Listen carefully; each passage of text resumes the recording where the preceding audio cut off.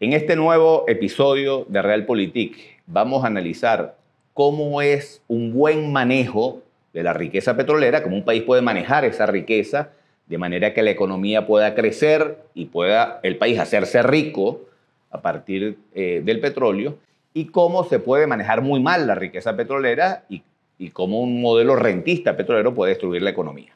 Los dos modelos para estudiar esto más claros son Venezuela y Noruega. Venezuela, un modelo rentista que hoy tiene la economía destruida, y Noruega, un modelo inteligente, un manejo inteligente de la riqueza petrolera que lo ha convertido quizás en el país, para mí, el país más rico del mundo. Si te parece que el contenido de este episodio vale la pena, ayúdame a difundirlo. Dale like, suscríbete al canal, hazme algún comentario y compártelo con otras personas a las que les pueda interesar. El petróleo se convierte en una maldición por lo que los economistas llaman enfermedad holandesa. Se llama así porque Holanda fue el primero en sufrirla. En ese país se encontraron unos yacimientos de gas natural muy importantes en los años 60, cerca del Mar del Norte, y eso provocó un ingreso en la economía holandesa de un montón de divisas de un día para otro. ¿Qué es lo que pasa cuando entran un montón de divisas a la economía? Que la moneda local se aprecia, y cuando la moneda local se aprecia, se hacen muy caras las exportaciones y muy baratas las importaciones. Los países pasan a importar y la industria nacional se afecta. Yo voy a explicar esto en términos mucho más sencillos para que se entienda. Si yo me consigo un genio, froto una lámpara, el genio sale y yo le pido al genio que ponga en todos los supermercados de Venezuela 100 millones de mangos, 200 millones de mangos. ¿Qué pasa con el precio del mango? Se va a ir al piso. Si los supermercados, para poder salir de los mangos, van a bajar el precio y van a empezar a vender 20 mangos por $1. Cuando hay abundancia, los precios de ese producto caen. Cuando hay escasez, los precios de los productos suben. Cuando aquí hubo escasez de harina pan, los buhoneros vendían la harina pan a 10 veces el valor que tenía. Eso pasa con todo. Pasa también con los dólares. Cuando los precios del petróleo suben y a Venezuela le entraron ahora con Chávez millones de petrodólares, ¿qué es lo que pasa? Que esos dólares se hacen baratos. Entonces el gobierno tiene un montón de dólares baratos que empieza a dárselo a sus amigos para que importen. Una persona que produce zapatos, que tiene una fábrica de zapatos en Venezuela, que tiene unos costos para producir zapatos, de repente encuentra que los amigos del gobierno están importando con dólares muy baratos zapatos y él no puede ya competir. Él termina cerrando su fábrica y termina sustituyéndose esos zapatos por importaciones. ¿Qué pasa con las importaciones? Que cuando se importa de afuera, se genera empleo afuera, pero se destruye el empleo adentro. Eso es básicamente lo que le ha pasado a Venezuela cada vez que los precios del petróleo suben. Los precios del petróleo suben, la moneda se aprecia, se hace muy barato importar y se destruye la industria nacional. En 1974 nosotros vivimos por primera vez ese ciclo de la enfermedad holandesa. Hubo una guerra árabe-israelí, los precios del petróleo subieron, se armó una fiesta gigantesca, el país se endeudó, había cualquier cantidad de dinero, se hicieron muy baratas las importaciones, se importó de todo, gran fiesta, después los precios del petróleo cayeron y nos encontramos con que el aparato productivo estaba muy disminuido y ya no había renta petrolera. Ese ciclo cerró ahí y volvió a iniciarse en 1979 con la caída del Shah de Irán. Era Luis Herrera Campins presidente, los precios del petróleo otra vez para las nubes, otra vez armamos la fiesta, importaciones por trancazos, la producción nacional sufriendo, y una vez que los precios del petróleo cayeron, nos encontramos con un país sin aparato productivo. Ese ciclo se repitió otra vez con Hugo Chávez, precios del petróleo esta vez batiendo récord, una gran fiesta, montamos en Venezuela, dólares de Caibi para que la gente viajara, bueno, importaciones de todo tipo, y una vez que los precios del petróleo cayeron, esta vez la crisis todavía mayor porque destruyeron el aparato productivo, destruyeron PDVSA, las expropiaciones, y todo eso contribuyó a afectar todavía más el aparato productivo. La contraparte de Venezuela es Noruega. Noruega es el país ejemplo de cómo se puede administrar una renta petrolera para hacer al país rico y a los ciudadanos ricos. Noruega no descubrió petróleo en los años 70, en los años 80, y empezó a producir mucho petróleo de aguas profundas.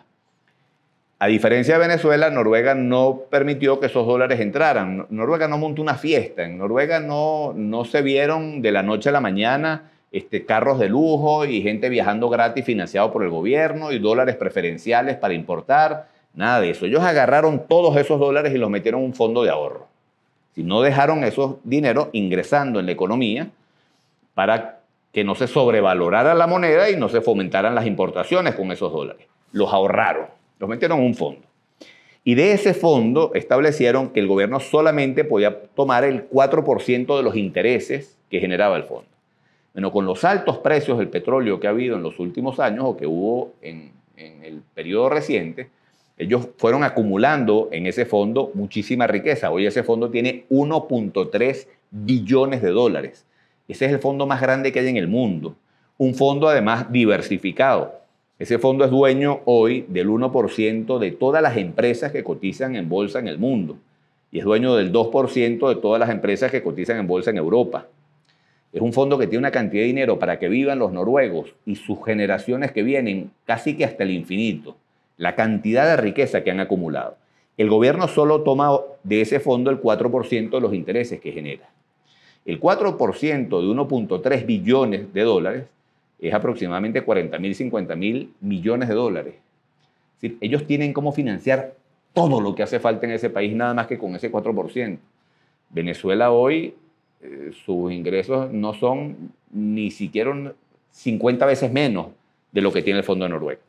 Ese fondo además le permitió a Noruega que cuando los precios del petróleo están altos, nadie se entera, porque no importa, todo ese dinero va para el fondo y ellos solamente toman el 4% de los intereses. Pero cuando los precios del petróleo se vuelven chiquiticos, en ese país no se genera ninguna crisis, porque igual lo que toman es el mismo 4% de un fondo que está generando ingresos permanentemente. La Universidad de Columbia hizo un estudio mundial y determinó que Noruega es el país donde la gente manifiesta vivir con más felicidad. Todos los índices que miden la calidad de vida de Noruega están por encima de cualquier país desarrollado del mundo. El nivel de pobreza es cero, el nivel de ingreso de las familias es altísimo. Han logrado ser un país rico con una distribución de la riqueza bastante homogénea. El presidente de la Statoil, que es la empresa petrolera de Noruega, gana un par de millones de dólares. Ese es el sueldo más bajo que tiene ningún presidente de una empresa equivalente en el mundo. Pero los obreros de Noruega ganan 4 veces lo que gana un obrero en Inglaterra. Es un país que no solamente ha logrado generar riqueza, sino que ha logrado construir una sociedad justa. Todos los petrodólares fuera de la economía en ese fondo y no permitir que eso afecte su producción interna, han logrado desarrollar su industria independientemente del petróleo. Han logrado desarrollar su economía en otras áreas. Pero además se ha convertido Noruega en un gran productor de energía. No solamente porque tienen petróleo, sino que han desarrollado energía eléctrica abundante, pero además han desarrollado la energía a partir de la basura, por ejemplo. Se ha convertido en un gran productor de energía que exporta energía a Europa. Pero lo que han desarrollado de energía a partir de la basura es impresionante. Hoy Noruega tiene problemas porque no tiene suficiente basura para las plantas que tienen generadoras de energía con la basura. Noruega importa basura de Europa y de Inglaterra.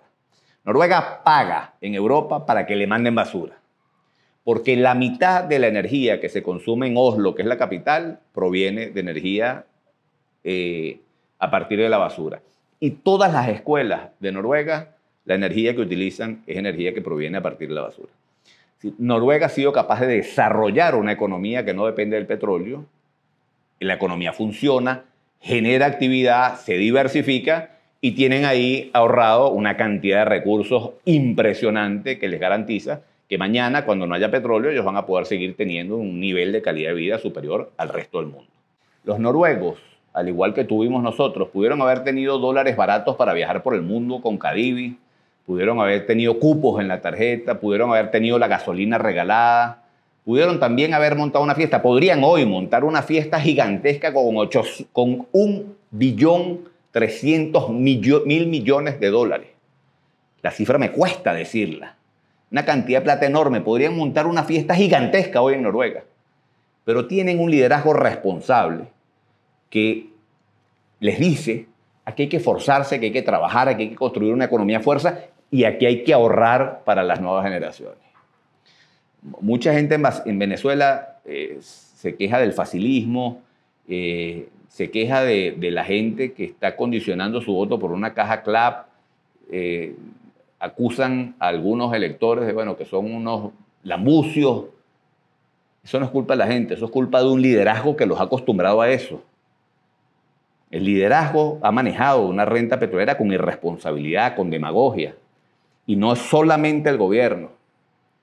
Aquí en el año 2012, 2013, nosotros tuvimos un candidato presidencial de la oposición cuya única oferta fue: yo voy a darle rango constitucional a las misiones, voy a ampliar las misiones, las voy a mejorar, las voy a hacer más eficientes, voy a crear nuevas misiones. Y tuvimos antes un candidato de la oposición que ofreció una tarjeta minegra con la que íbamos a repartir la industria petrolera, la riqueza petrolera, para que todo el mundo tuviera en su tarjeta cómo gastar. El liderazgo político venezolano ha contribuido a generar ese facilismo y esa dependencia del Estado. El país necesita, porque además ya no hay renta petrolera, un liderazgo responsable que invite a la gente a trabajar, a construir, a hacer el esfuerzo que tenemos que hacer para construir una economía productiva que sea capaz de generar riqueza para todos los venezolanos.